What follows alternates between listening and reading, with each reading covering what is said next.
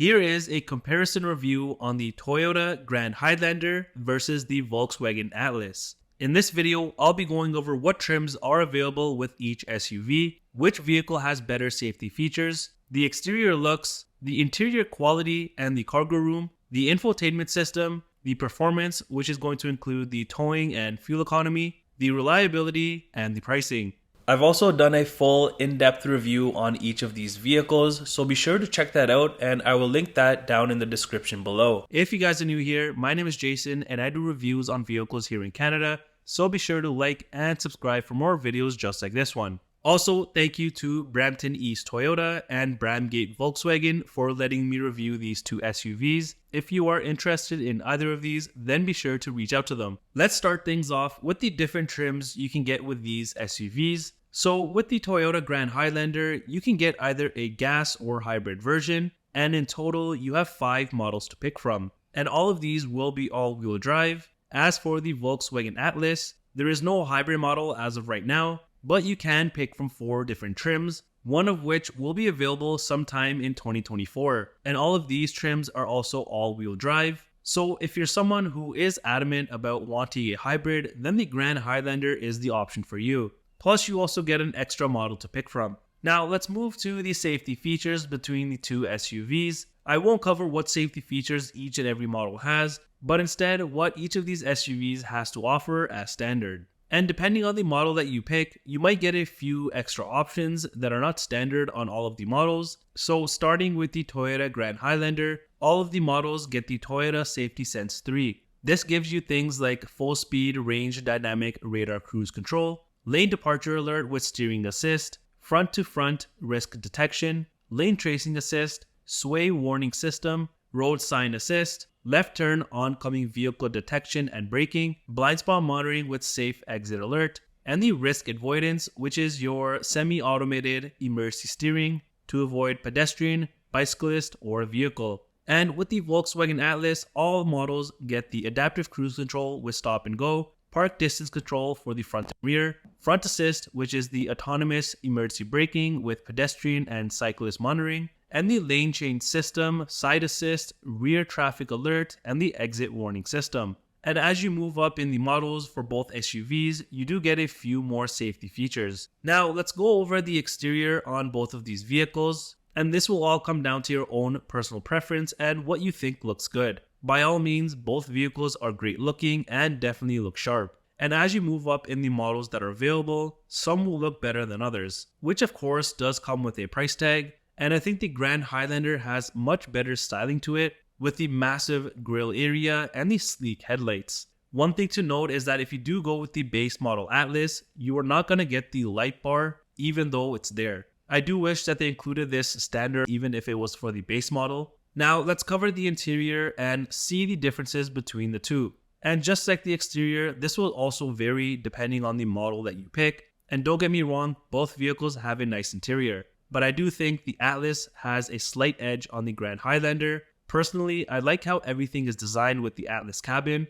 and it just looks a bit more premium, especially for a bit less in price. On the Atlas, you do get the nice small details like the wood trim, nice seat styling, and just the minimalistic center console, even the climate controls. This isn't to say that the Grand Highlander looks horrible, it's also good and has those small things that make it stand out.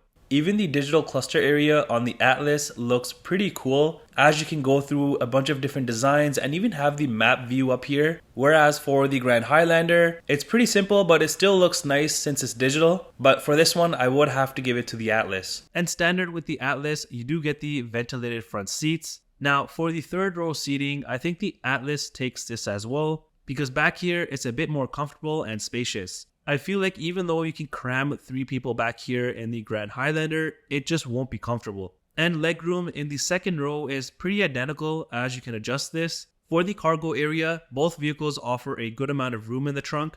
It's pretty identical here as well, so taking either vehicle for a long family road trip won't be an issue. Now, for the infotainment system, the software on both of these SUVs is pretty easy to navigate. Probably more so on the Grand Highlander, but if we're talking about looks and usability wise, I would have to give this to the Atlas. It just has more things on here compared to the Grand Highlander. And I do like the sleek design of the Atlas touchscreen as it's more well integrated into the design of the dashboard. Both touchscreens are pretty clear and responsive when going through the different menus. Also, a positive for both vehicles is that they do come standard with the larger 12-inch touchscreen. Now, let's talk about the performance when it comes to these two SUVs. With the Grand Highlander gas model, you do get a 2.4-liter 4-cylinder turbo engine, which gives you 265 horsepower and 310 pound-foot of torque. Fuel economy-wise with this engine is about 11.2 liters per 100 kilometers in the city and 8.6 liters per 100 kilometers on the highway.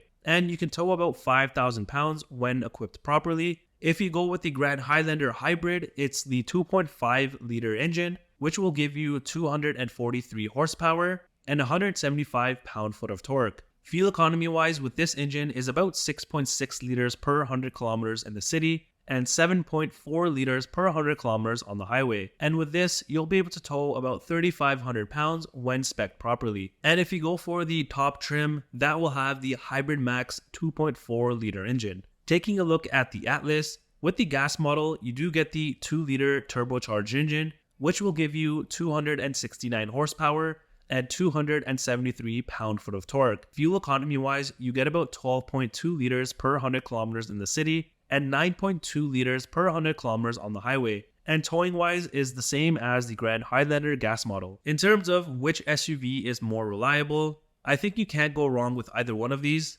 And according to Consumer Reports, the Grand Highlander is still under testing, but it does have a predicted reliability score of 69 out of 100. And as for the Atlas, this has an overall reliability of 62 out of 100. However, the predicted reliability is sitting at 32 out of 100. So according to the stats that Consumer Reports is giving, I think your best bet will be the Grand Highlander. Now finally, for the pricing of these SUVs, you do get an extra trim with the Grand Highlander. So the base model Grand Highlander starts from about $53,800 Canadian, which will be the gas model of course, and the hybrid starts from about $57,000 Canadian. And the top gas trim starts from about $61,000 Canadian, with the hybrid model starting from about $64,500 Canadian. And the Hybrid Max, which is the top trim, is almost $69,000. For the Atlas, even though it has one less model, it also comes out to be a little bit less expensive. So for the base model, this starts off at about $52,700 Canadian, and the top trim is about $62,700 Canadian. So yes, the Atlas is cheaper and may offer better features depending on the trim, but this will come down to if you want a hybrid and also a 8-seater. Well, that does it for the comparison between the Toyota Grand Highlander versus the Volkswagen Atlas. Let me know which one you would go with, or would you just pick something completely different?